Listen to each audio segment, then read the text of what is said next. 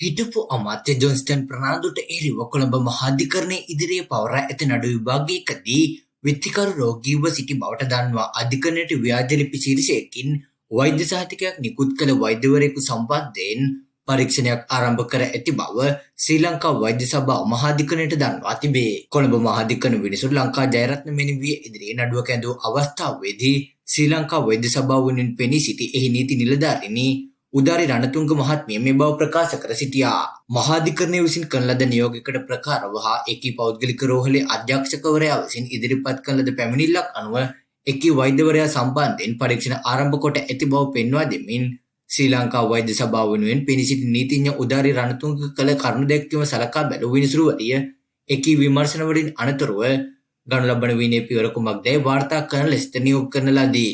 වෛද්‍ය සභාව වෙනුවෙන් එහි නීති නිලධාරිනිය කරුණු දක්වමින් ආර්.පී.කේ. චන්ද්‍රන නැමැති මෙම වෛද්‍යවරයා 2010 වසරේ ජනවාරි මාස 5 වෙනිදා SLMC 25363 යටතේ ශ්‍රී ලංකා වෛද්‍ය සභාවේ ලියාපදිංචි වී ඇති බව කියා සිටියා.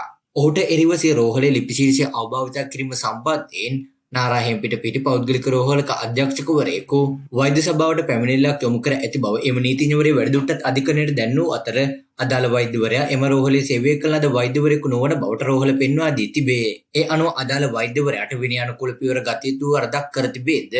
එසේනම් ඔහු සම්බන්ධයෙන් වෛද්‍ය සභාව ගන්නා පියවර කුමක්ද යන අධිකරණයට දන්වන ලෙස මහාධිකරණ විනිසුරු නීති නිලධාරිනියට නියෝග කර තිබේ.